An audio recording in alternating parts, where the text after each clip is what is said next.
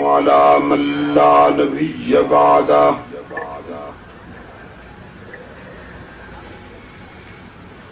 وعلى آله وأصحابه الذين أوفوا عهده الذين هم مفاتيح الرحمة ومصابيح الغرر. أعوذ بالله من الشيطان الرجيم. بسم الله الرحمن الرحيم.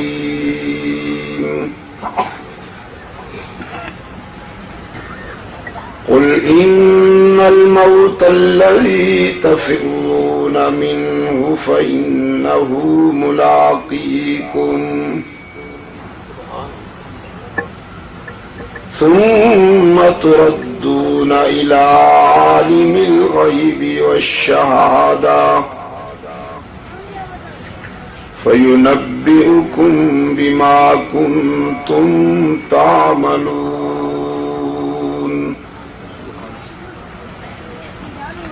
صدق الله مولانا العظيم.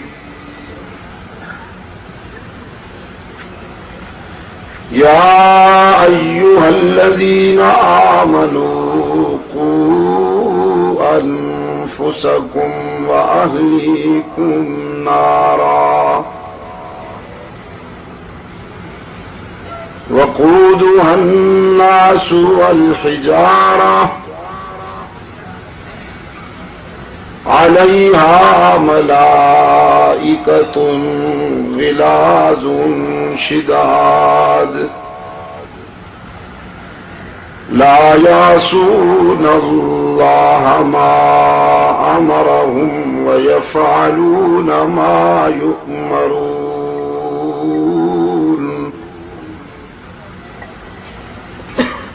يا أيها الذين كفروا لا تعتذروا اليوم إنما تجزون ما كنتم تعملون.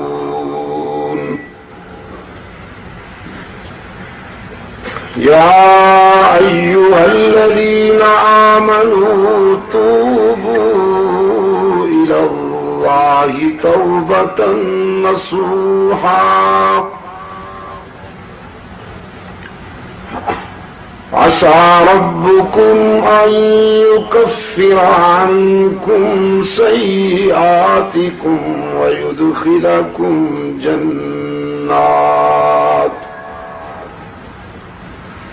تجري من تحتها الأنهار يوم لا يخزي الله النبي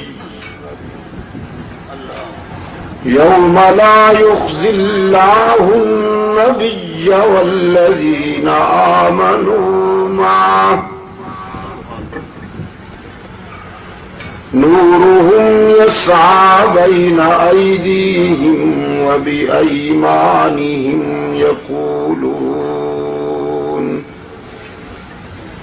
ربنا أتمم لنا نورنا واغفر لنا إنك على كل شيء قدير. صدق الله مولانا العظيم وصدق رسوله النبي الأمي الكريم ونحن على ذلك لمن الشاهدين والشاكرين والحمد لله رب العالمين.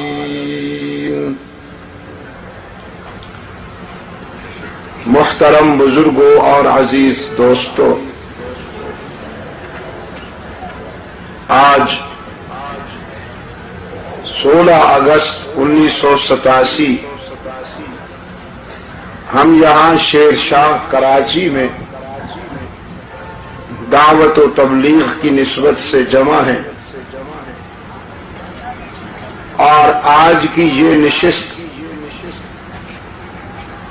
دنیاوی زندگی کے سفر میں بچھڑ جانے والے ایک دوست کی یاد میں منعقد کی گئی ہے، جس کا اصل ہدف فکر آخرت ہے۔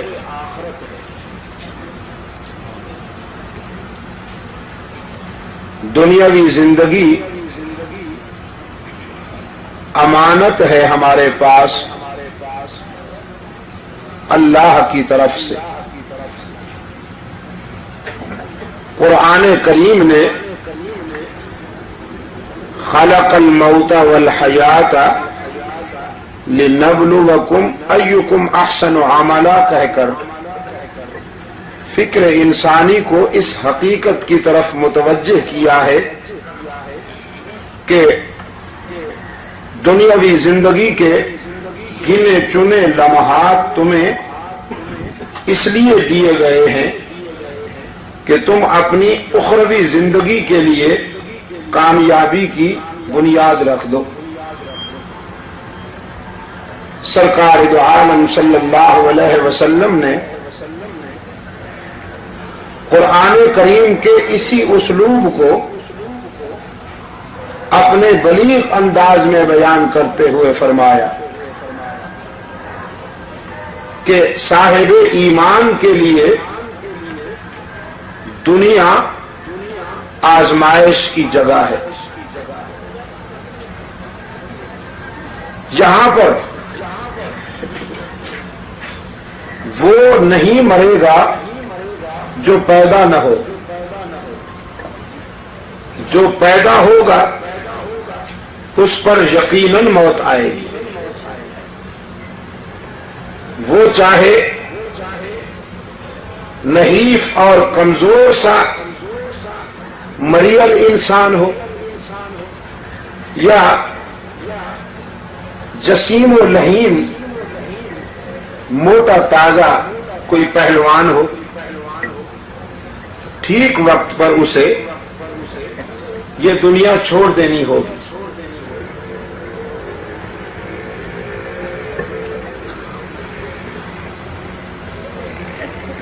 بڑی پیاری بات کی ہے سیدہ عائشہ صدیقہ رضی اللہ تعالی عنہا نے، فرماتی ہیں لو کانت الدنیا تدوم لواحد لکان رسول اللہ فیہ مخلدا صلی اللہ علیہ وسلم۔ اگر یہ دنیا کسی شخص کے لیے ہمیشہ کا مسکن بنتی، اگر کوئی شخص اس دنیا میں ہمیشہ رہنے والا ہوتا تو پھر رحمت عالم صلی اللہ علیہ وسلم پر کبھی موت نہ آتی۔ سرکار دو عالم صلی اللہ علیہ وسلم جو خلاصہ کائنات ہیں، جو انسانیت کا مکھن ہے، اگر انسانیت کو میں دودھ کہوں تو رحمت عالم اس کا مکھن ہے، اگر انسانیت کے اجتماعی تصور کو آپ جسم کہیں تو رحمت عالم اس کی روح ہے۔ سرکار دو عالم صلی اللہ علیہ وسلم پر بھی یہ ضابطہ لاگو ہوا، موت کا ضابطہ رحمت عالم پہ بھی لاگو ہوا۔ حضرت انس رضی اللہ تعالی عنہ فرماتے ہیں ہم جب تدفین رسول سے فارغ ہو کر واپس آئے، رحمت عالم صلی اللہ علیہ وسلم کو ہم نے جب مرقد اطہر میں سلا دیا، سیدہ فاطمہ رضی اللہ تعالی عنہا جو رو رہی تھی 12 ربیع الاول کو، یہ ربیع الاول کی 12 تاریخ جو ہے میرے عزیز نوجوانوں یاد رکھنا، یہ مدینہ طیبہ میں دکھ کا دن تھا اور غم کا دن تھا۔ سیدہ فاطمہ زہرا رضی اللہ تعالی عنہا اس دن اس قدر غمزدہ تھی، اس قدر مغموم تھی کہ فرماتی ہیں آج کے دن جو مجھ پر غم ٹوٹے ہیں، اگر میرے ان غموں اور میرے ان دکھوں کا کچھ حصہ چمکتے ہوئے سورج پہ پڑ جائے تو اس کی روشنی ختم ہو جائے، وہ بے نور ہو جائے، اس کی تابانی ختم ہو جائے، اگر غموں کا وہ کچھ حصہ جو میرے دل پہ ٹوٹا ہے سورج پہ پڑ جائے۔ یہ ربیع الاول کی کون سی تاریخ تھی؟ 12 تاریخ جو ہے یہ وفات ربوی کی تاریخ ہے، جس کو یہاں کے نادان دوستوں نے عید کا دن بنا دیا۔ رحمت للعالمین صلی اللہ علیہ وسلم کی وفات کے دن پر کس کو خوشی ہوتی ہے بھائی؟ نہیں ہوتی تو ہے، دشمنان اسلام کو تو خوشی ہو سکتی ہے اس دن، جس دن سرکار دو عالم صلی اللہ علیہ وسلم کی وفات ہوئی۔ یہودیوں کے گھر میں جشن تھا، نصرانیوں کے گھر میں جشن تھا، لیکن مسلمان اشکبار تھے۔ فرمایا سبت علی مصائب لو انہا،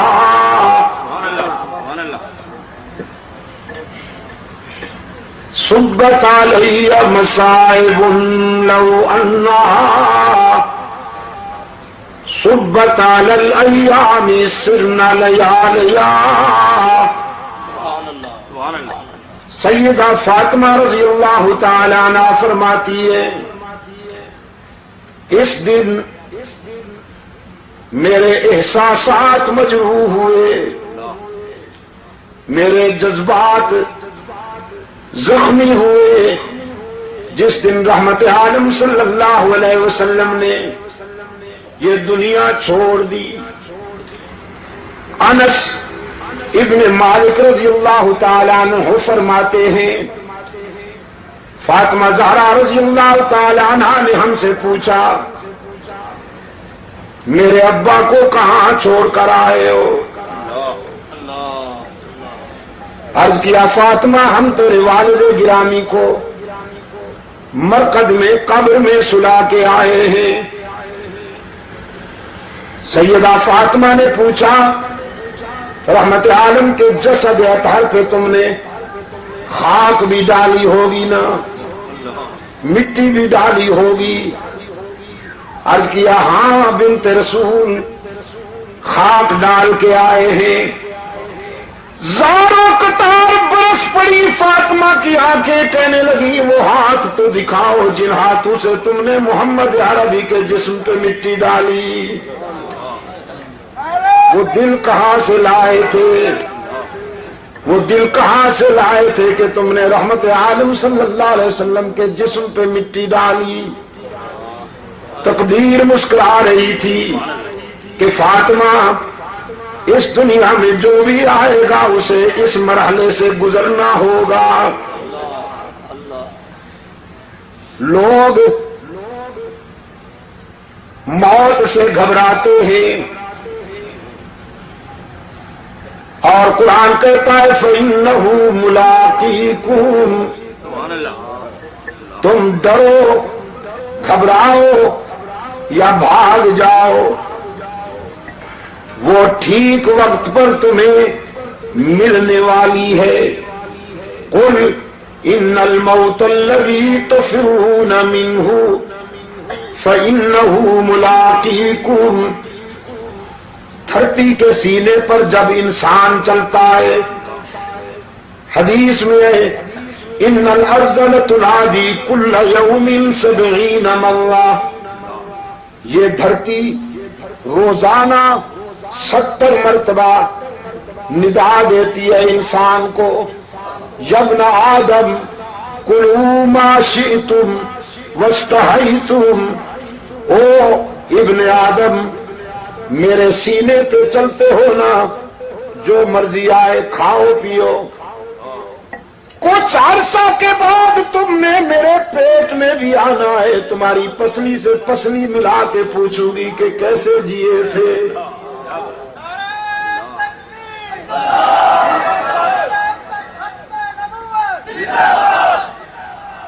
اپنی راحتوں میں انجام کو نہ بھول جانا، اپنی خوشیوں میں موت کو نہ بھول جانا کہ وہ ٹھیک وقت پہ آنے والی ہے۔ ابن ادہم بڑے روشن ضمیر ہیں، بادشاہ تھے، زر و سیم کی فراوانی تھی، خدام کا لشکر ہر وقت ان کے اشارہ ابرو کا منتظر ہوا کرتا تھا۔ خواب گاہ میں پہنچے، سلیپنگ روم میں، بیڈ روم میں پہنچے، وہ خادمہ بیچاری کنیز جو شاہی بستر بچھایا کرتی تھی، بادشاہ کا بستر بچھاتے ہوئے آرزو پیدا ہوئی کہ چند لمحے اس پر ذرا سو کے تو دیکھوں کتنی راحت ملتی ہے۔ بستر پہ چند لمحوں کے لیے سوئی، جسم جو مٹی پہ لیٹا کرتا تھا، سنگریزوں پہ لیٹا کرتا تھا، وہ اطلس و کم خواب کی چادروں والے شاہی بستر پہ لیٹا تو نیند میں اپنی آغوش میں دبوچ لیا اس کنیز کو، نیند کی وادی میں چلی گئی۔ اتنے میں ابن ادہم، ابراہیم ابن ادہم ہاتھ میں درہ لے کر بیڈ روم میں داخل ہوا، خوابگاہ میں داخل ہوا، دیکھا کنیز میرے بستر پہ سو رہی ہے، غصے اور جلال میں پاگل ہو گیا، اس کو جگائے بغیر درے لگا کر سزا دیتے ہوئے یہ سمجھانے لگا کہ تجھے جرأت کیسے ہوئی کہ بادشاہ کے بستر پہ سو گئی ہو۔ وہ بیچاری سٹ پٹا کے اٹھ بیٹھی، پہلے روئی، پھر ابن ادہم کی طرف دیکھ کر مسکرائی۔ شاہی مزاج میں یہ دونوں ادائیں سمجھ میں نہ آئیں۔ ابن ادہم کہنے لگا تیرا رونا تو سمجھ گیا ہوں کہ درے پڑے ہیں، ہنستی کیوں ہو؟ وہ کنیز کہنے لگی ہنستی روئی تو اس لیے ہوں کہ تیرے درے نے میرا چمڑا ادھیڑ ڈالا ہے، اور ہنستی اس لیے ہوں کہ اس بستر پہ 5 منٹ سوئی ہوں تو 5 چابک نقد لگ گئے ہیں، جو ساری زندگی سو رہا ہے پتہ نہیں اسے کتنے چابک سہنے پڑیں گے۔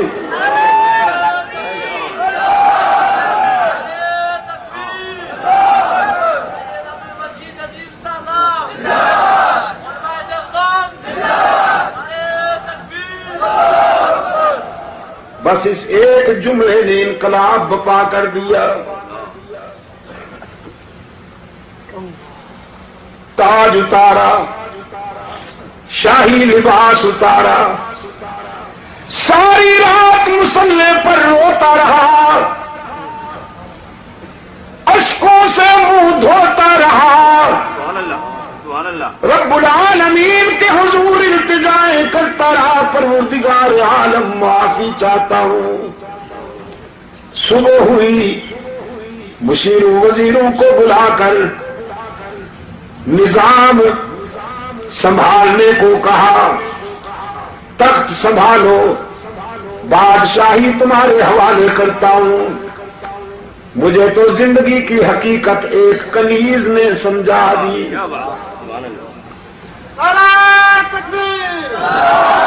اب شاہی تخت پہ نہیں بیٹھوں گا، اب تو اس کو راضی کرنے کی کوشش کروں گا. قرآن کریم اسی حقیقت کی طرف متوجہ کرتا ہے. دنیا میں آ کر اپنے پیدا کرنے والے کو نہ بھول جاؤ، جس نے راحتیں عطا کی ہیں، جس نے مسکراہٹیں عطا کی ہیں. نہیں معلوم آپ کو کہ اس آنکھ کی کیا قیمت ہے، لیکن جیب میں ڈال کر لے جائیے اربوں روپے کا چیک، منڈی میں آنکھ خرید کیجئے نہیں ملے گی. اس نے بغیر کسی قیمت کے یہ نعمت تجھے عطا کر دی.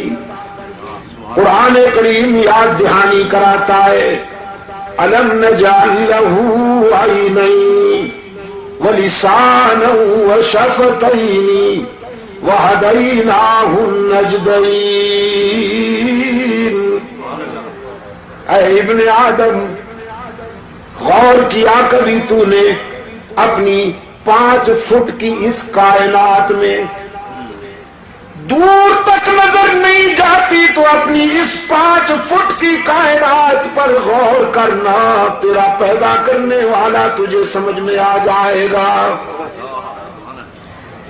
تیرے چہرے میں یہ 2 چراغ جلانے والا کون ہے؟ تیرے گوشت کے ایک ٹکڑے کو دیکھنا سکھا دیا، گوشت کے ایک ٹکڑے کو سننا سکھا دیا، گوشت ہی کے ایک ٹکڑے کو بولنا سکھا دیا.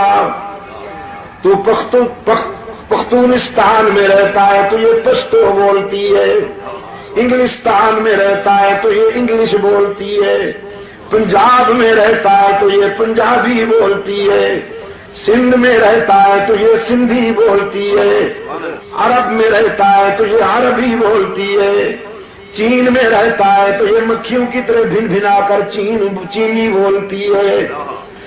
جہاں تو رہتا ہے وہاں یہ اسی زبان میں اسی لہجے میں تیری نوکری کرتی ہے. زبان بدلنے کی ضرورت نہیں، اسپیئر پارٹس کی دکان پر جانے کی ضرورت نہیں. ہاتھوں کو قوت لامسہ عطا کی، پاؤں کو قوت ماشی عطا کی، دماغ کو قوت حافظہ عطا کی. رب العالمین نے فرمایا وَفِي أَنفُسِكُمْ أَفَلَا تُبْصِرُونَ. کبھی اپنی ذات پہ غور کرو نا، ہم نے تمہاری ذات میں بھی عبرت اور بصیرت کے بہت سارے مناظر دکھائے ہیں تمہیں. جب اس قدر مہربانی کی ہے تو پھر تمہاری زمین بھی میرے سوا کسی کے آگے نہیں جھکنی چاہیے. قرآن پاک نے فرمایا ام کنتم شہداء اذ حضر یعقوب الموت اذ قال لبنیہ ما تعبدون. یاد ہے کچھ؟ جب یعقوب پر موت آئی اپنے بیٹوں کو بلایا اور بیٹوں کو بلا کر یہ نہیں کہا تمہارے لیے ملیں بنا کے جا رہا ہوں، ذرا اچھی طرح سے سنبھالنا، جاگیروں کا خیال کرنا، کوٹھیوں اور بنگلوں کا خیال کرنا. نہیں، یعقوب علیہ السلام نے اپنے بیٹوں کو بلا کے فرمایا ما تعبدون من بعدی. بیٹو میرے بعد کس کی عبادت کرو گے؟ میرے بعد کس کے سجدے کرو گے؟ میرے بعد کس کے آگے دامن پھیلاؤ گے؟ میرے بعد کس کو ہر جگہ موجود مانو گے؟ میرے بعد کس کو مسجود و معبود مانو گے؟ علام الغیوب مانو گے؟ ام کنتم شہداء اذ حضر یعقوب الموت اذ قال لبنیہ ما تعبدون۔ پھر بیٹے بھی پیغمبر کے تربیت یافتہ تھے، سب نے نعرہ لگایا نعبد الہک و الہ آبائک ابراہیم و اسماعیل، ہم وعدہ کرتے ہیں ابا جان اللہ ہی کی عبادت کریں گے جو ابراہیم کا معبود ہے، جو اسماعیل کا الہ ہے۔ ہم تیرے سبق کو نہیں بھولیں گے، تیری وراثت کی لاج رکھیں گے، تیرے بتائے ہوئے راستے پر پوری زندگی گزار دیں گے، اللہ کے سوا کسی کو معبود نہیں مانیں گے۔ ہمارا الہ کون ہے؟ یعقوب کے بیٹوں نے وعدہ کیا ہمارا الہ کون ہے؟ مسجود کون ہے؟ شیر شاہ کے شیروں، ذرا شیروں کی طرح بولو نا، توحید کے شیروں ذرا شیروں کی طرح بولو تاکہ شرک و بدعت کی دنیا کے گیدڑ صحیح ہو جائیں۔ ہمارا الہ کون ہے؟ ہی پہ ضرب لگا کے ذرا دائیں بائیں دیکھ کر کوئی بھی کا بیمار چپ بیٹھا ہو یا حیران بیٹھا ہو تو اس سے بھی کہلواؤ قالوا نعبد الہک، ہم وعدہ کرتے ہیں کہ اس کی ہی عبادت کریں گے جو ابراہیم و اسماعیل کا معبود ہے۔ ہم بھی ہر نماز میں وعدہ کرتے ہیں نعبد ایاک، یعقوب کے بیٹوں نے جو وعدہ کیا تھا وہی وعدہ قرآن روزانہ ہم سے بھی لیتا ہے نعبد ایاک، ایاک نعبد و ایاک نستعین، ہم تیری ہی عبادت کرتے ہیں اور پتہ نہیں وہ دن کب آئے گا یار، پتہ نہیں وہ دن کب آئے گا کہ جب میں پوچھوں تو سب کا جواب صحیح ملے۔ میرا دل کیا چاہتا ہے حاجی صاحب، بھائی حاجی عبدالستار صاحب، میرا جی یہ چاہتا ہے کہ ساری زندگی صرف سورہ فاتحہ کی تفسیر بیان کرتا رہا، ہر جلسے میں یہی بیان کروں اور پھر لوگ کہیں کہ بس جی اس کو تو اس کے سوا آتا ہی کچھ نہیں۔ ہاں، رکاوٹ کے مارے ہوئے بد نصیب، حسد کے بیمار یہ کہیں کہ شاہ صاحب کو تو اس کے سوا آتا ہی کچھ نہیں، اور حشر میں یہ میرے گواہ بن جائے اللہ کے سامنے کہ اس کو تو اس کے سوا کچھ آتا ہی نہیں تھا۔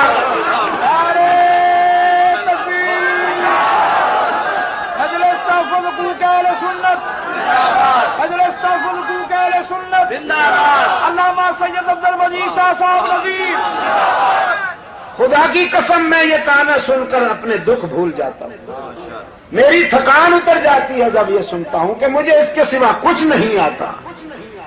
دنیا کے 24 ملکوں میں اللہ نے مجھے پہنچایا ہے، میں سچ کہتا ہوں یہی کہا ہے جو آپ کے سامنے کہہ رہا ہوں۔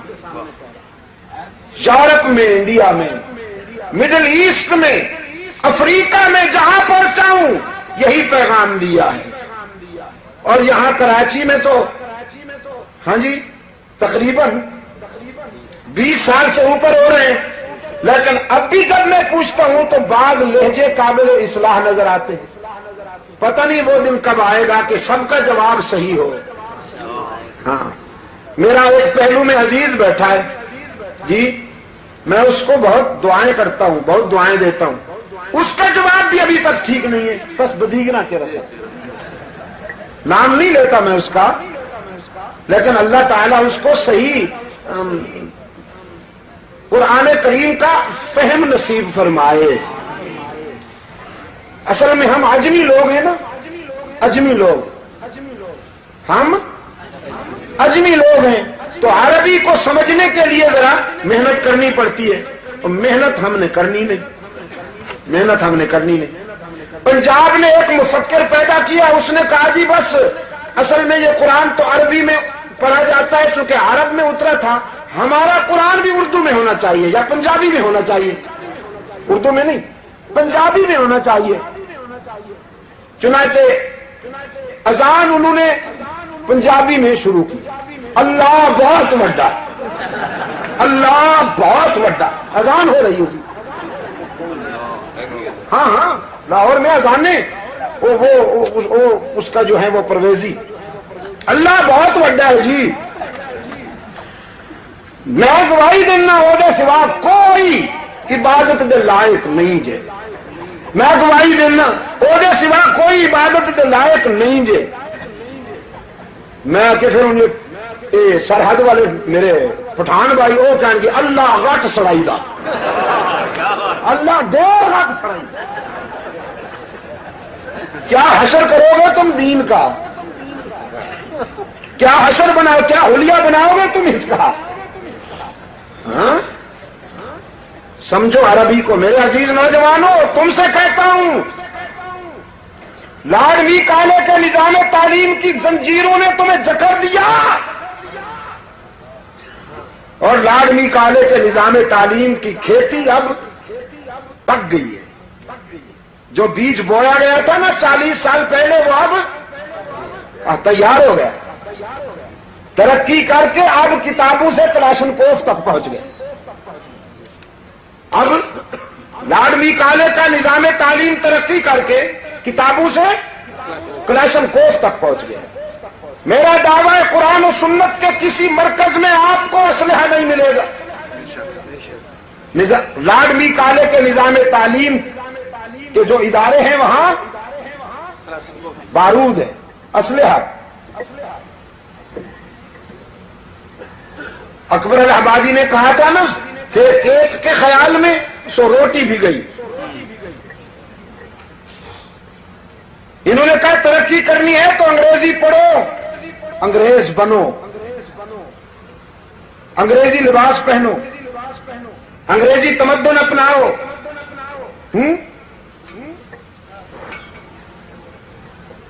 انگریز بنو تو ترقی ہوگی۔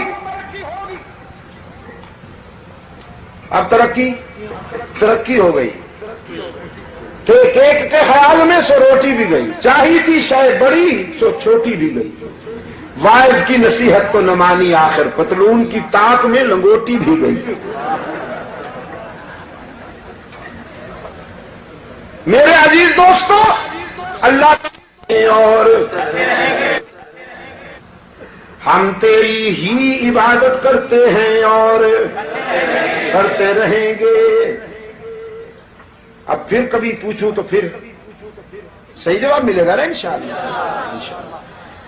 وَإِيَّاكَ نَسْتَعِينُ، ہم تجھ سے ہی مدد مانگتے ہیں اور مانگتے رہیں گے۔ مسجد کے اندر بھی مددگار اللہ، اور مسجد کے باہر بھی مددگار۔ یا مسجد کے اندر تو ایاک نستعین، اور مسجد کے باہر دکان میں بغیر داو بلا افتاد کشتی، مدد کن یا معین الدین چشتی۔ یہ تو نہیں ہوگا۔ قرآن کہتا ہے مسجد میں بھی اسی سے مدد مانگو، دکان میں بھی اسی سے مدد مانگو، لیکن مولوی کہتا ہے نہیں، خدا سے مانگو گے تو میرا کیا بنے گا؟ مسجد میں اس سے مدد مانگو، اور مل اس وقت نہیں چلے گی جب تک 11ویں نہیں کھلاؤ گے۔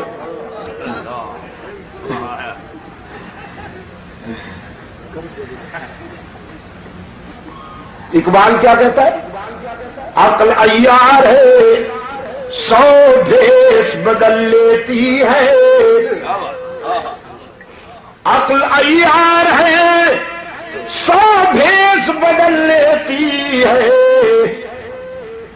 سائز بڑھانے کے لیے مولوی نے کھانے پینے کی کتنی گنجائشیں پیدا کی، کبھی 40واں کھاتا ہے، کبھی جمعراتہ اڑاتا ہے، کبھی کل، کبھی 11ویں، کبھی کنڈے، کسی کا کوئی مرے صحیح مولوی کی انکم شروع، تیجا، ساتواں، 40واں جمعراتہ، کنڈے اور نہ معلوم کیا کیا۔ 11ویں کا تو ایسا ہوا دکھایا لوگوں کو، ایسا دیہات کے بیچارے سادہ لو مسلمان، ان کو مولوی کہتا ہے 11ویں کا دودھ تقسیم نہیں کرو گے نا تو تمہاری بھینسیں خشک ہو جائیں گی، پھر مجھے نہ کہنا۔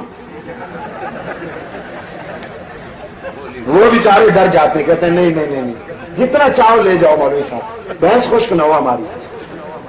اور اللہ نے ہمیں جہاں تک پہنچایا، ہم نے بھی جا کے لوگوں کو یقین دلایا۔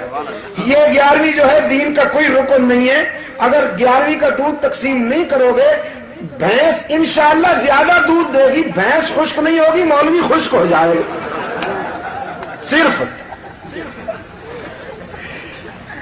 یہ اپنے رکن بنا لیے انہوں نے دین کے۔ قرآن کریم کلام فطرت ہے عزیز دوستو، قرآن کریم کلام فطرت ہے۔ یہ چور بازاری کا راستہ چھوڑتا ہی نہیں، وعدہ ہی ایسا لیا۔ مسجد کے اندر بھی مدد کرنے والا کون؟ باہر مدد کرنے والا کون؟ صحراؤں میں، دریاؤں میں، آبادیوں میں، ویرانوں میں، خلوت میں، جلوت میں، تنہائیوں میں، امن یجیب المضطر اذا دعاہ ویکشف السوء۔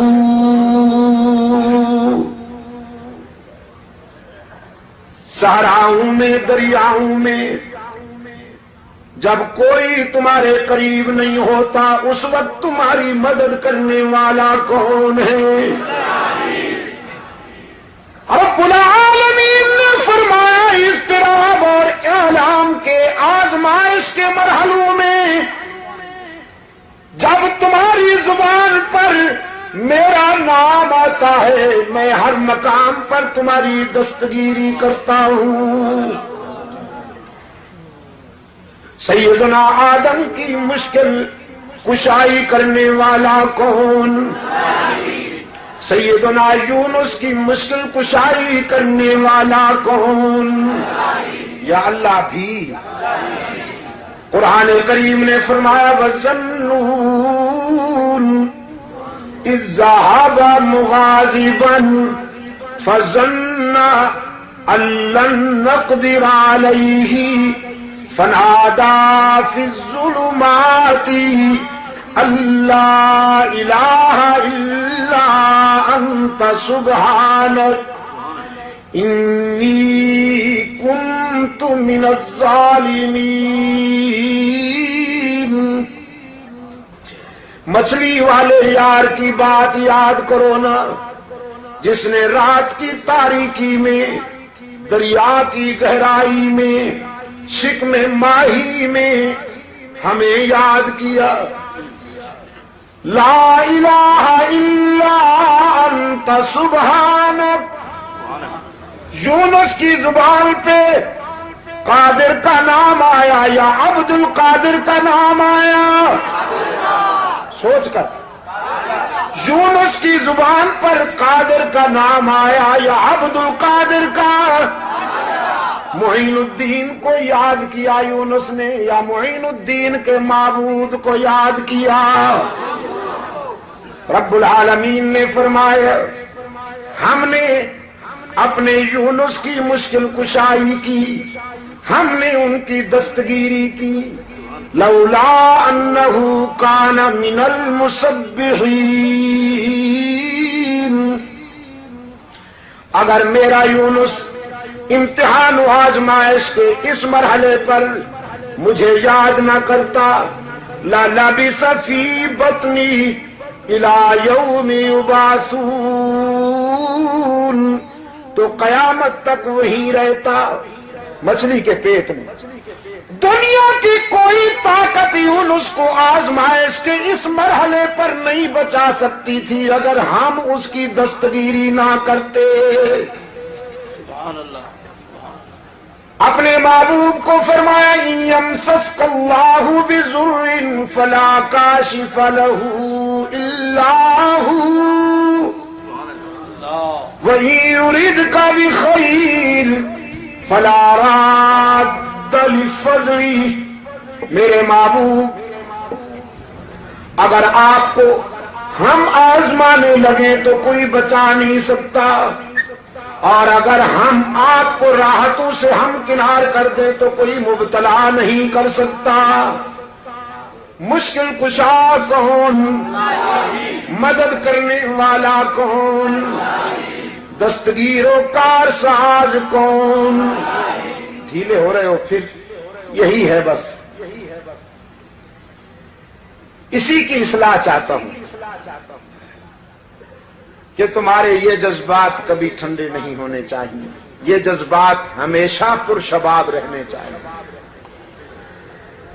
روشن ضمیر باپ نے اپنے بیٹوں سے وعدہ لیا، میں تو دنیا چھوڑ رہا ہوں لیکن تم وفا کرنا، ما تعبدون من بعدی، کس کی عبادت کرو گے میرے بعد؟ حضرت یعقوب علیہ السلام نے پوچھا، بیٹوں نے خوش کر دیا اپنے باپ کو، نعبد الہک، ہم تیرے معبود ہی کی عبادت کریں گے۔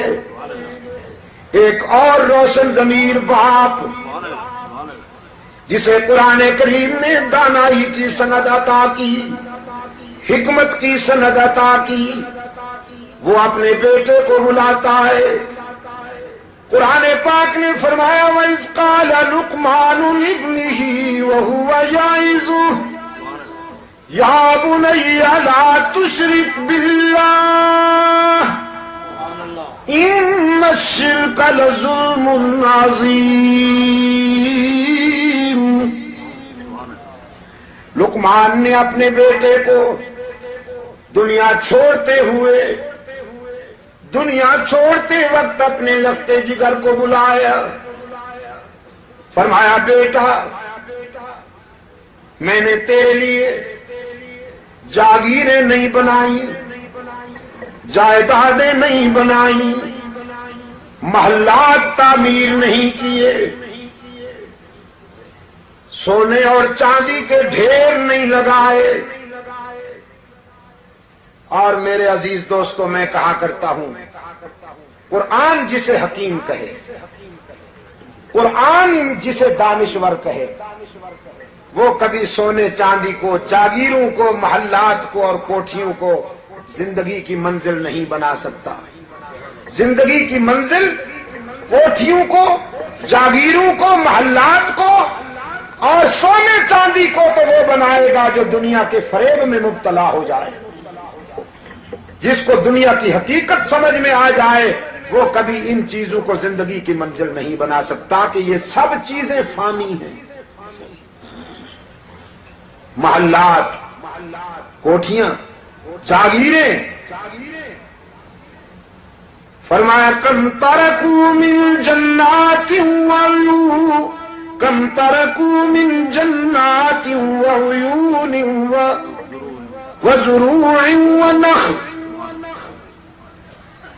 کتنے لوگ گزرے ہیں کہ جو اپنے بنائے ہوئے محلات چھوڑ کر چلے گئے، آج ان کے بنائے ہوئے محلات میں جانے سے بھی ڈر لگتا ہے۔ سرگودا کے ضلع میں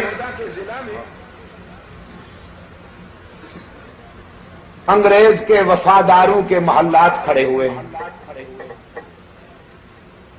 انگریز کے پالتو وڈیرے، جاگیردار،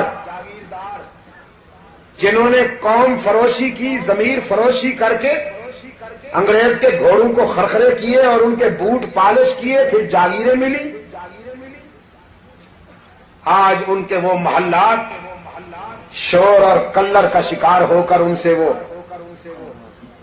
گر رہا ہے ملبہ اور مٹیریل، کھنڈرات بنے کھڑے ہیں۔ نوشیروان کے در پہ لکھا تھا بآب زر، اس منزل غریب کے ساکن کہاں گئے؟ اس منزل غریب کے ساکن کہاں گئے؟ اور میر تقی درد کہتا ہے قبرستان میں جا رہا تھا، کسی کی کھوپڑی پڑی تھی، امتداد زمانہ میں وہ سیدھا ہو کر اتنی کمزور ہو چکی تھی کہ میرا پاؤں لگا تو ریزہ ریزہ ہو گئی۔ فرمایا کل پاؤں ایک کاسا سر پر جو آ گیا، یکسر وہ استخوان شکستہ سے چور تھا، کہنے لگا کہ دیکھ کے چل رہا بے خبر، میں بھی کبھی کسی کا سرے پر غرور تھا، کبھی میرے سر پہ تاج رکھا جاتا تھا، آج تو نے پاؤں رکھ کر ریزہ ریزہ کر دیا۔ ہاں، ایک عباسی خاندان کا متکبر حکمران اسپِ تازی پہ چلا جا رہا تھا، قبرستان سے گزرتے ہوئے ایک پرانی قبر پر اس کے گھوڑے کے سم لگے، مٹی اڑی تو خاک کے ذروں سے آواز آئی۔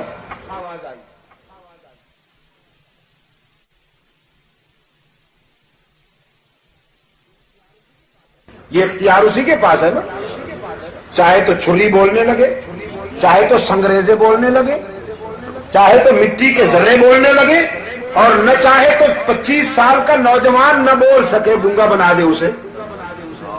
یہ سارا اختیار اسی کے پاس ہے، بلوا بھی وہی سکتا ہے، سنوا بھی وہی سکتا ہے، وہ نہ سنائے تو کوئی نہیں سن سکتا۔ تم مردوں کی بات کرتے ہو، میں زندوں کو بھی کہہ رہا ہوں کہ وہ چاہے تو زندے بھی نہیں سن سکتے۔ مولوی کہتا ہے نہیں، مردے بھی سنتے۔ مولوی کی کیا بات ہے، یہ مولوی بڑی پیاری ہے، بخیے ادھیڑنے ہیں اس نے دین کے، طے ہے، جبہ دستار کی آڑ میں اس نے طے کیا ہے کہ توحید و سنت میں ملاوٹ کرنی ہے، بخیے ادھیڑ کے رکھنے ہیں۔ قرآن کہتا ہے کہ اللہ جسے چاہے سنوائے، اللہ نہ چاہے تو کوئی نہیں سن سکتا۔ اور یہ کیا کہتا ہے؟ مردے بھی سنتے، بلکہ یہاں تک کہتا ہے کہ بزرگ کی قبر پر جب کوئی پرندہ جا بیٹھے تو ان کو یہ بھی پتا ہوتا ہے کہ یہ ذکور سے ہے یا اناث سے ہے۔ یا رب، لیبارٹری ہوئی، قبر تو نہ ہوئی جہاں ریسرچ ہوتی ہے سیکس کی۔ یا رب، خاک کے ذرے بولے۔ فرمایا ایوقب المخبین علی الارض المجدین، ایوقب المخبین علی الارض المجدین کما انتم کذا کنا کما نحن تکونون۔ تکبر سے چلنے والے او گھڑ سوار، ذرا عاجزی سے چل رہا کہ ہم بھی تو پڑے ہیں راہوں میں، کبھی ہم بھی تیری طرح غرور کے ساتھ اکڑ اکڑ کر چلا کرتے تھے، آج تو ہماری مٹی کو روند کر چلا جا رہا ہے، لیکن یہ نہ بھول کہ تجھے بھی یہیں آنا ہے۔ آج جس طرح ہماری مٹی پلید ہو رہی ہے، تم نے بھی یہیں آنا ہے۔ سیدنا عثمان رضی اللہ تعالیٰ عنہ سے ایک جوان کہتا ہے، امیر المومنین، رگوں میں ذرا گرم گرم خون دوڑتا ہے، جیب بھی بھری رہتی ہے، شباب اور جوانی ہے، ذرا غرور آ جاتا ہے طبیعت میں، بتائیے میں اس کا کیا علاج کروں؟ حضرت عثمان نے فرمایا، یہ نہیں فرمایا میرا مرید بن جا، کہاں کا یہ جس طرح اجمی فنکاروں نے دکانیں کھول رکھی ہیں، نہیں،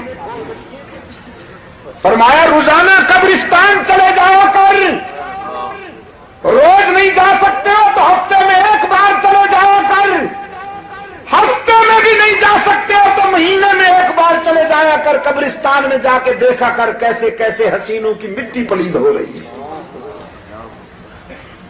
جو روزانہ کپڑے بدلتے تھے ان کا کفن بھی خاک میں مل چکا ہے، جو سپرے اور پرفیوم کرتے تھے، معطر رہا کرتے تھے، ان کے جسم پر کوئی مٹی ہٹانے والا نہیں، ہم نے دیکھ پر کوئی مٹی ہٹانے والا نہیں، ہم نے دیکھے ہیں ایسے ہزاروں کے جن کا معطر بدن تھا، مشیم چلن تھا، جب قبر کوہن ان کی کھودی تو دیکھا نہ عضو بدن تھا نہ تارے کفن تھا۔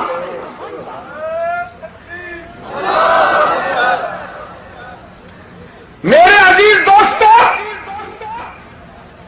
قرآن جسے حکیم کہے، قرآن جسے دانشور کہے، وہ کبھی ان چیزوں کو زندگی کی منزل نہیں بناتا۔ یہ چیزیں ضروریات زندگی تو ہیں لیکن مقصد زندگی نہیں۔ اس لیے حضرت لقمان نے اپنے بیٹے سے فرمایا، لخت جگر، جاگیریں، محلات، سونے چاندی کے ڈھیر اور ہیرے جواہرات میں نے تیرے لیے یہ جمع نہیں کیے، تیرے لیے تو میں حکمت کا ایک بول چھوڑ رہا ہوں، حکمت کا ایک بول، ایک زرنین قول، اس کے تقاضے پورے کر دینا، تجھ سے بڑا دولت مند کوئی نہیں ہوگا۔ فرمایا، لا تشرک باللہ ان الشرک لظلم عظیم۔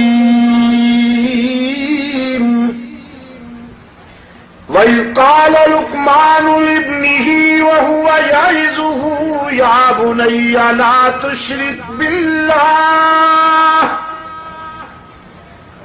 لقمان اپنے بیٹے کو وصیت کرتے ہوئے کہنے لگے، لخت جگر، اللہ کے ساتھ کسی کو شریک نہ بنانا، کہ شرک بہت بڑی بے وفائی ہے، ظلم عظیم ہے۔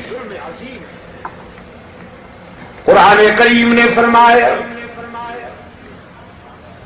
وَأَذَانٌ مِّنَ اللَّهِ وَرَسُولِهِ إِلَى النَّاسِ يَوْمَ الْحَجِّ الْأَكْبَرِ أَنَّ اللَّهَ بَرِيءٌ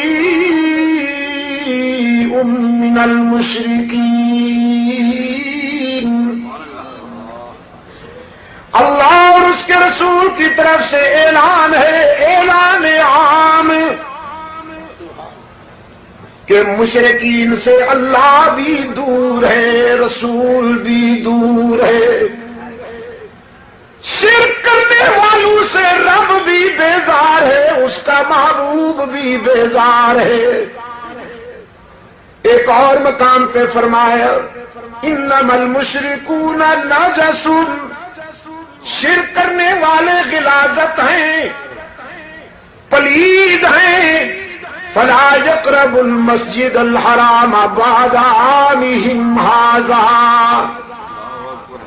آج کے بعد مشرکین میرے گھر میں نہ آیا کریں، مسجد حرام میں ان کا داخلہ بند ہے۔ گھر میں غلاظت صاف کی جاتی ہے کہ نہیں؟ غلاظت کو گھر میں صاف کرتے ہو کہ نہیں؟ جب تم اپنے گھر میں غلاظت برداشت نہیں کرتے تو رب اپنے گھر میں غلاظت کیوں برداشت کرے؟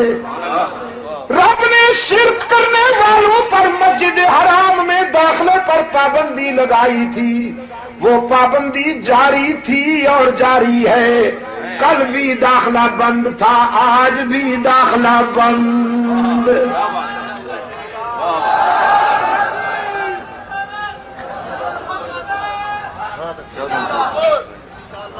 داخلہ بند ہے کہ نہیں؟ عاشق بنے پھرتے، عاشق جی، دیکھو نا جی، ہم نعرے رسالت لگاتے ہیں نا جی، ہم تو عاشق ہیں۔ میں نے کہا اس عاشق کو ڈوب مرنا چاہیے جسے معشوق اپنی گلی سے ہی نکال دے۔ مدینہ میں جن کا داخلہ بند ہو،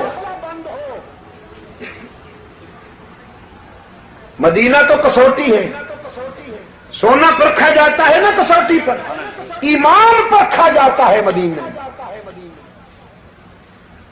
صاحب ایمان مدینے میں جا کے کھرا ثابت ہوتا ہے، صاحب ایمان مدینے میں جا کر خوش ہوتا ہے، مدینہ اسے قبول کرتا ہے، مدینہ اسے سینے سے لگا لیتا ہے۔ کچھ پر تو اتنا خوش ہوتا ہے کہ انہیں جنت البقیع میں سلا دیتا ہے۔ احسان لائی ظہیر پر خدا کی رحمتیں ہوں۔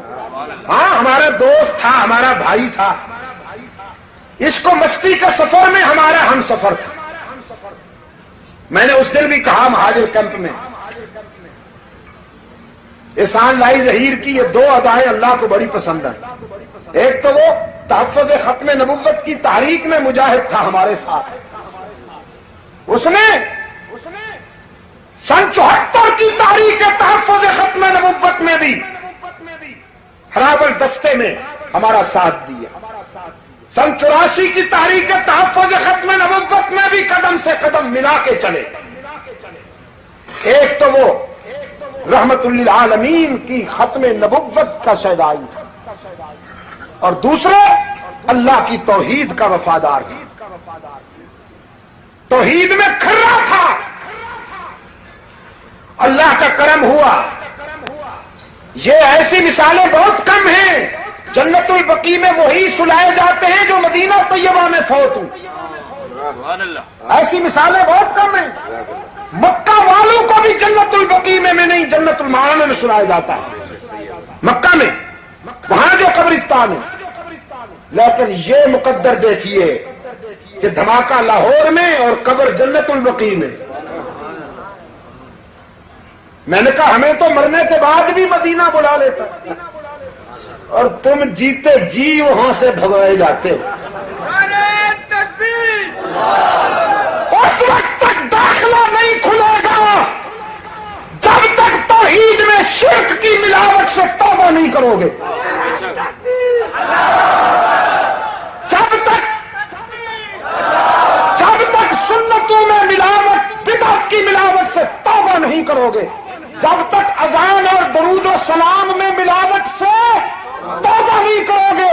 پہلے عقیدہ بناؤ، پہلے ایمان بناؤ کہ اذان وہی سچی ہے جو مسجد نبوی کے مینار سے بلند ہو رہی ہے، پہلے عقیدہ بناؤ کہ اذان وہی سچی ہے جو مسجد حرام کے میناروں سے بلند ہو رہی ہے، پہلے عقیدہ بناؤ کہ مذہب وہی سچا ہے جو اللہ کے گھر سے اور محمد کے در سے ملتا ہے، پھر انشاءاللہ تمہارا داخلہ کھل جائے گا۔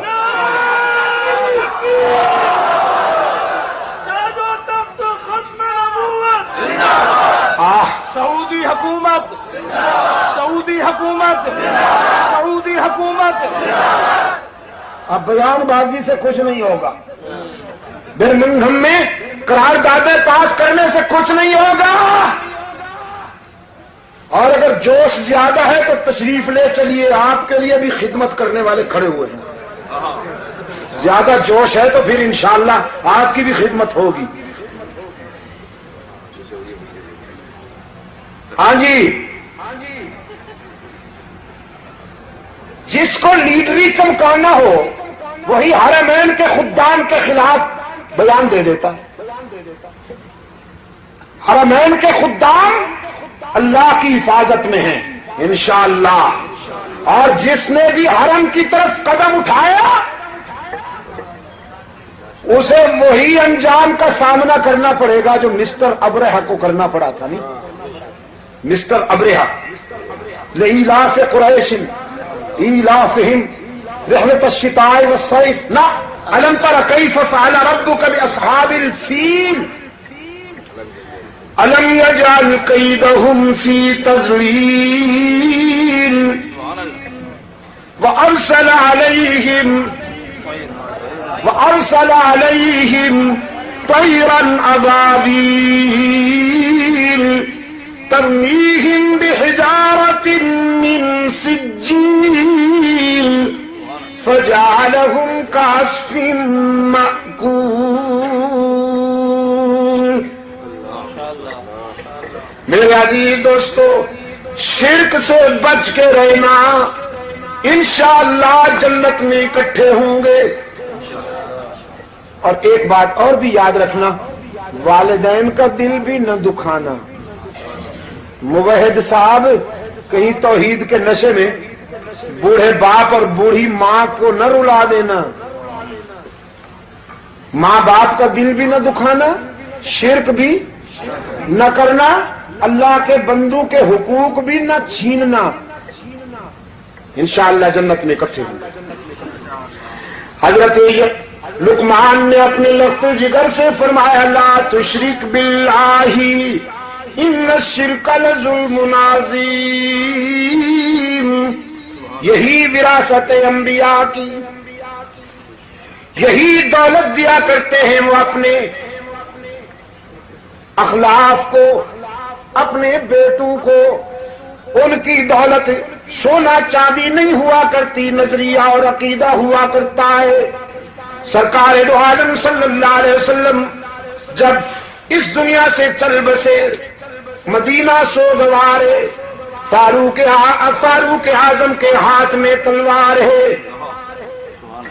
مدینہ کی گلیوں میں زخمی شیر کی طرح بھاگتے ہیں اور فرماتے ہیں خبردار اگر کسی کی زبان پر یہ جملہ آیا کہ حضور فوت ہو گئے ہیں تو میری تلوار سے بچ نہیں پائے گا۔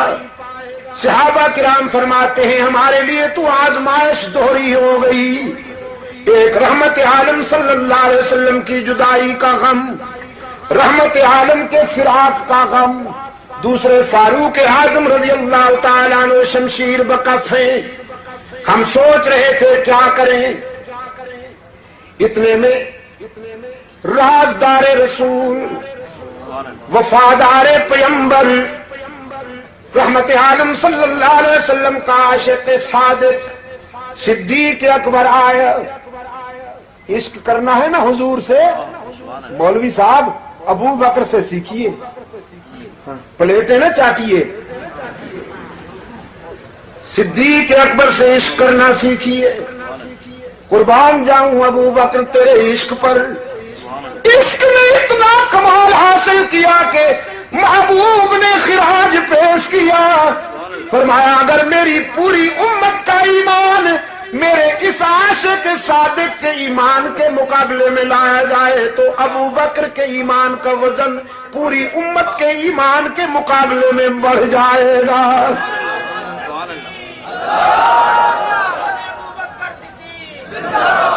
عشق میں اتنا کامل، عشق میں اتنا کامل ہے کہ رسول نے خراج پیش کیا اور اللہ نے اتنا خراج پیش کیا کہ ابو بکر کو اپنے محبوب کے پہلو میں سنا دیا کہ ابو بکر تیرے حاسد قیامت تک چیختے رہیں گے اور تو حشر تک رش کے صد جنت میں بسیرا کیے رہے گا۔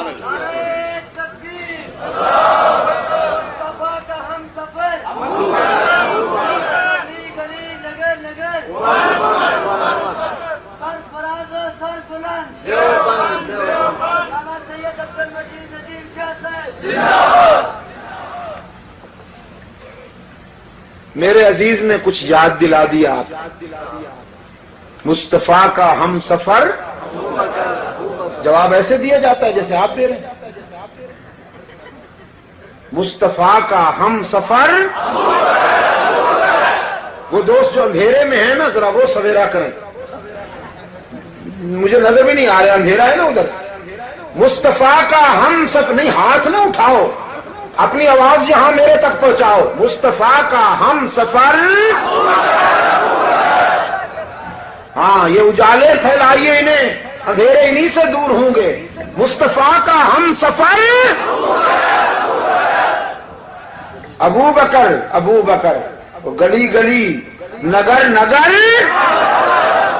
عمر عمر، عمر عمر، جامع القرآن عثمان، عثمان، اور نگر نگر، گلی گلی، علی علی، علی علی۔ اہل سنت کی یہی تو خوش نصیبی ہے کہ مزہ برسات کا چاہو میری آنکھوں میں آ بیٹھو، سیاہی ہے، سفیدی ہے، شفق ہے، ابر باران ہے۔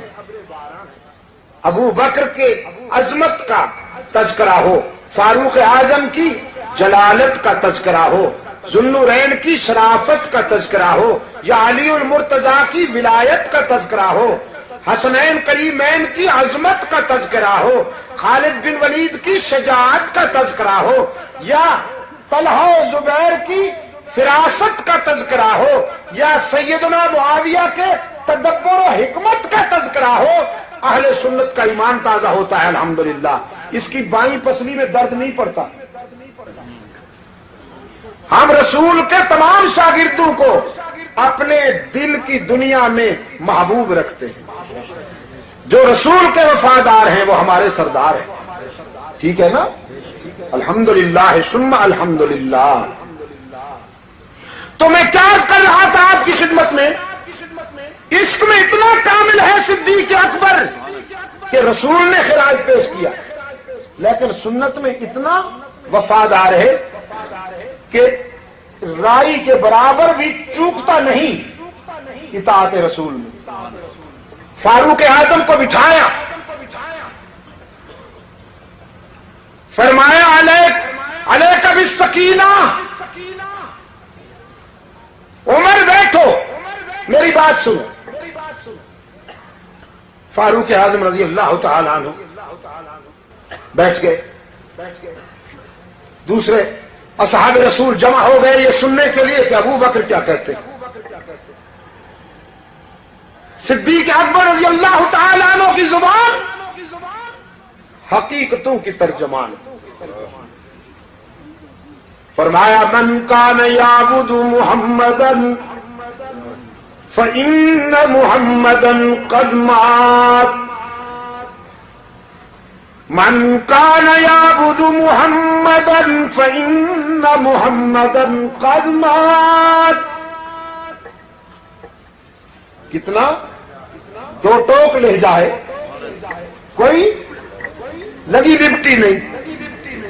جس نے بھی رسول کو معبود سمجھ لیا تھا، میں اسے بتا دینا چاہتا ہوں کہ آج اس کا معبود فوت ہو گیا۔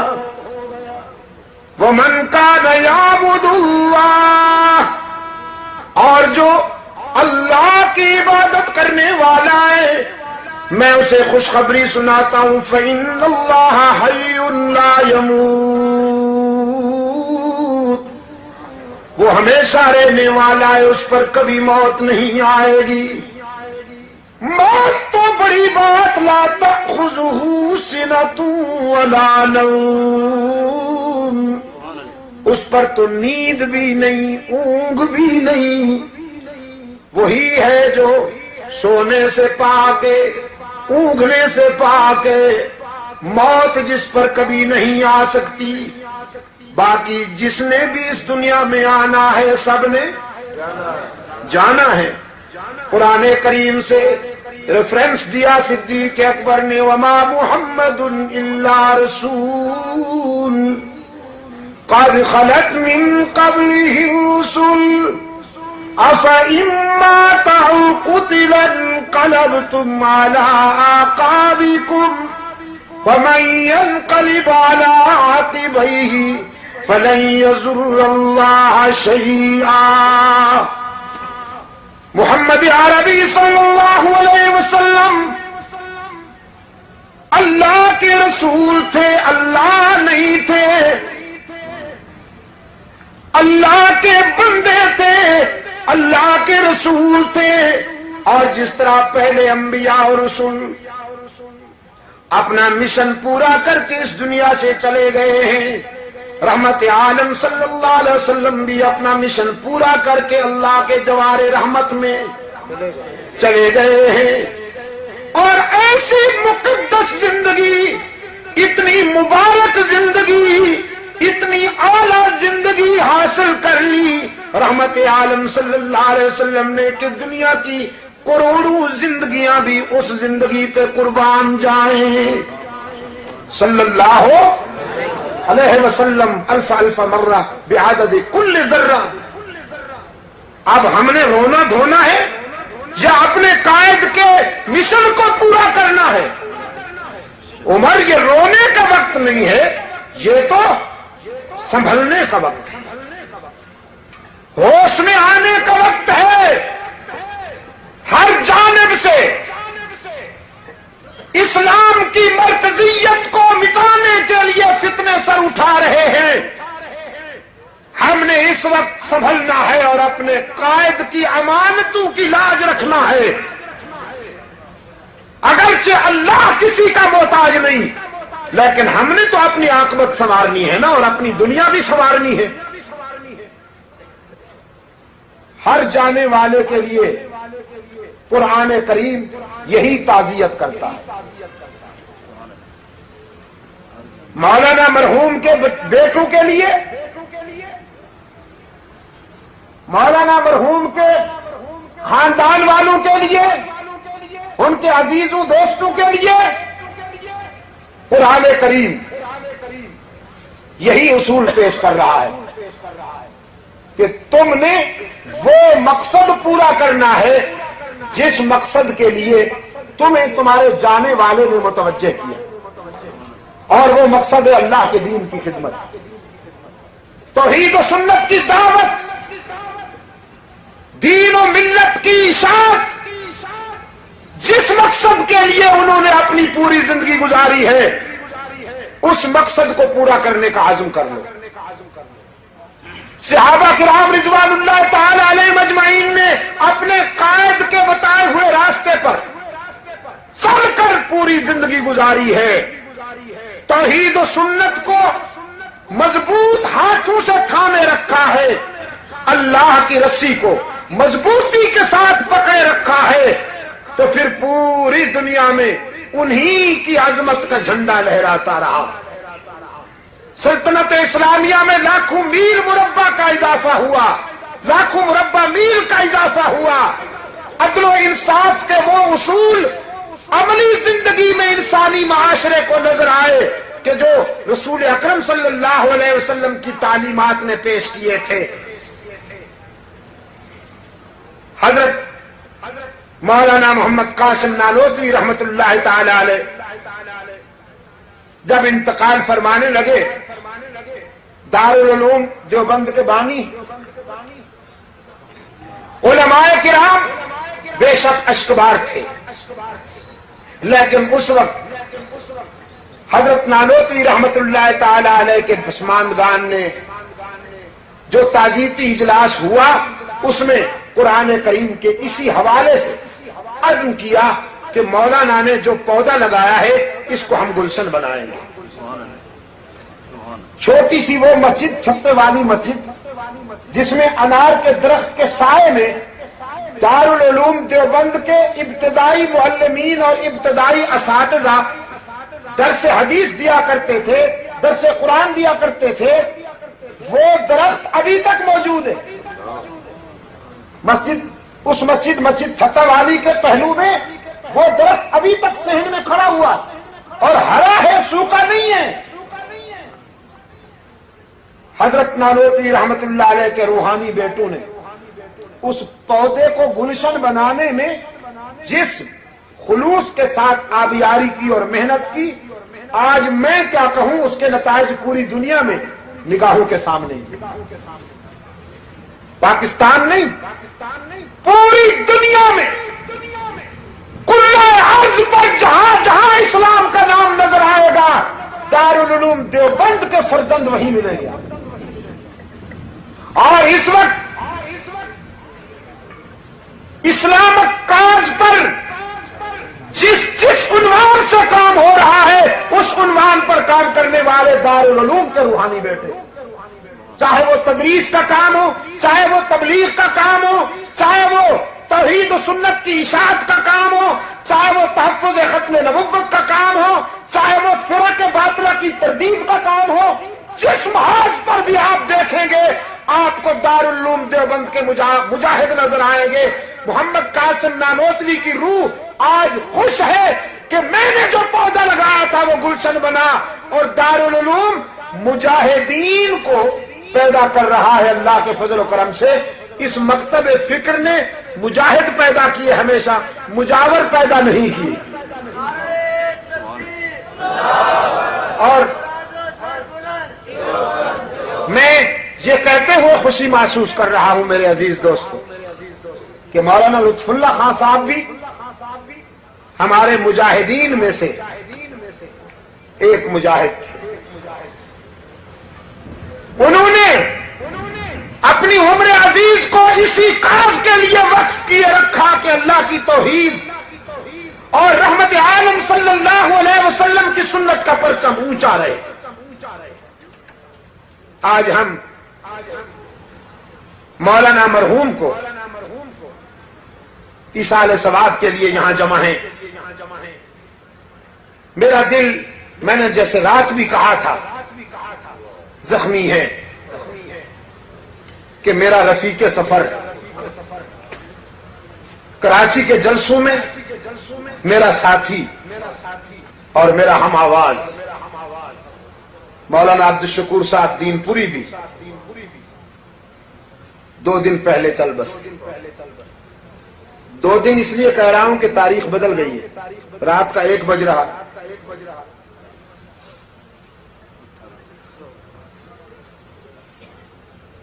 مولانا مرحوم ہم بہت دیر تک انہیں بھلا نہیں سکیں گے، اس درویش کی یادیں تازہ رہیں گی۔ اللہ تعالیٰ انہیں غریق رحمت فرمائے۔ مولانا لطف اللہ خان صاحب کو بھی اللہ تعالیٰ غریق رحمت فرمائے۔ بڑا خوش نصیب انسان ہے کہ زندگی کے آخری ایام حرمین شریفین میں گزرے۔ اللہ تعالیٰ نے اپنے پاس بلانے سے پہلے بیت اللہ بھی دکھا دیا، روضہ رسول اللہ پہ بھی پہنچا دیا، مسجد نبوی اور مسجد حرام کی نمازیں پڑھنے کی سعادت بھی عطا کر دی۔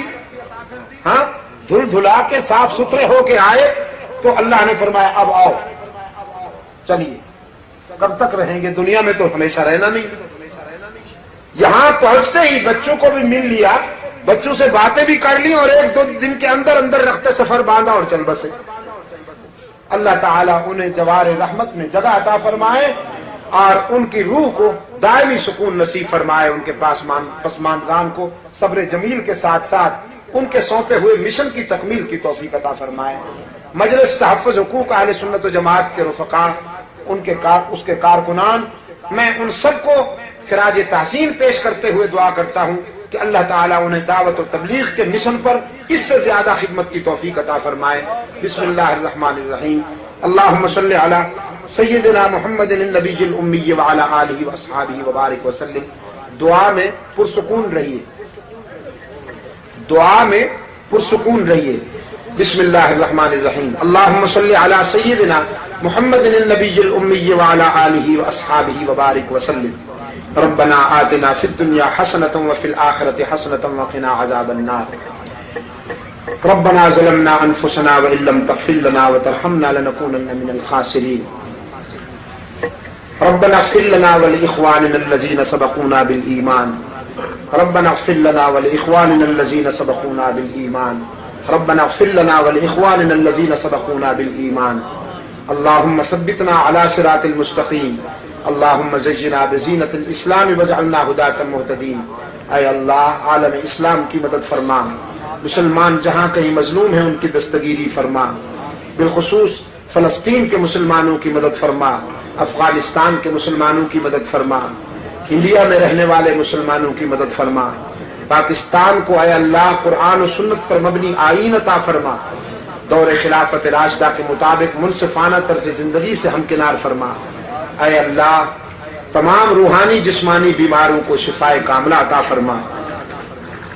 ہمارے جو دینی بھائی، دینی بزرگ، دینی بیٹے، دینی مائیں، بہنیں، بیٹیاں اس دنیا سے جا چکے ہیں، اللہ ان سب کی مغفرت فرما۔ بالخصوص مولانا لطف اللہ خان صاحب مرحوم کو اپنے جوار رحمت میں جگہ عطا فرما۔ مولانا عبدالشکور صاحب دین پوری کو اے اللہ اپنے جوار رحمت میں جگہ عطا فرما، ان کے درجات بلند فرما، ان کی انسانی کمزوریوں سے درگزر فرما، اپنی شان کریمی کے مطابق اے اللہ ان کے ساتھ برتاؤ فرما۔ ہم سب کو اے اللہ حق و صداقت کے راستے پر چلنے کی توفیق عطا فرما، اسلام میں استقامت عطا فرما، ایمان پر ہم سب کا خاتمہ فرما۔ اے اللہ دینی مراکز کو، دینی مشاغل کو، دینی تحریکوں کو اپنے فضل و کرم سے ترقی اور فروغ عطا فرما۔ تحفظ ختم نبوت کی جد و جہد میں اے اللہ ملت اسلامیہ کو کامیابی نصیب فرما۔ اسی طرح تحفظ ناموس صحابہ و اہل بیت کے مشن پر مجلس تحفظ حقوق اہل سنت و جماعت کو کامیابی نصیب فرما۔ سپاہ فاروق اعظم کے نوجوانوں کو اے اللہ اس سے زیادہ کام کی توفیق عطا فرما۔ دعوت و تبلیغ کے مشن پر اے اللہ محمد الیاس کے سپاہیوں کو قدم قدم پہ نصرت فرما۔ تبلیغی جماعت کو اے اللہ پوری دنیا میں اور زیادہ کامیابیاں نصیب فرما۔ آج بھی اللہ کے فضل و کرم کے ساتھ یورپ میں، افریقہ میں، مشرق وسطی میں، انڈیا میں، جہاں سے سورج طلوع ہوتا ہے وہاں سے لے کر جہاں غروب ہوتا ہے وہاں تک محمد الیاس کا لشکر رواں دواں ہے۔ یورپ میں الا اللہ کا پرچم لہرا رہا ہے، چرچ مسجدوں میں بدل رہے ہیں، جن سینوں میں کفر تھا وہاں ایمان کے چراغ روشن ہو رہے ہیں۔ اللہ تعالی قدم قدم پر ان کی مدد فرمائے اور ہم سب کو اللہ توفیق عطا فرمائے کہ ہم بھی حق و صداقت کی اس جد و جہد میں اپنا فرض ادا کر سکیں۔ کل انشاءاللہ کس جگہ بھائی؟ امین مسجد رانگی واڑہ میں ایک دوست کے بچے کی شادی کی تقریب میں مجھے شرکت کرنا ہے انشاءاللہ، اور اس میں امین مسجد بتائے رانگی واڑہ، ہاں تو اس میں نکاح کا خطبہ بعد نماز عشاء انشاءاللہ، جو دوست اس میں تشریف لانا چاہیں وہ آ سکیں گے، لیاری میں امین مسجد رانگی واڑہ میں۔ وصلی اللہ تعالی علی خیر خلقہ محمد مبارک وسلم۔ یہ چند نسخے، ایک منٹ میرے عزیز نوجوان بالخصوص جن کو ڈائجسٹ اور ناول جن کے اخلاق کو چاٹ گئے ہیں وہ اس کا ضرور مطالعہ کریں۔ اس میں میرے 12 خطبات ہیں جو انڈیا نے شائع کیے ہیں، دعا کے بعد یہ میرے عزیز سے مل سکتے ہیں۔ مورخہ 16 اگست 1987 بمقام مسجد حنفیہ شیر شاہ کراچی، علامہ سید عبد المجید ندیم شاہ صاحب فکر آخرت کے موضوع پر خطاب فرما رہے تھے۔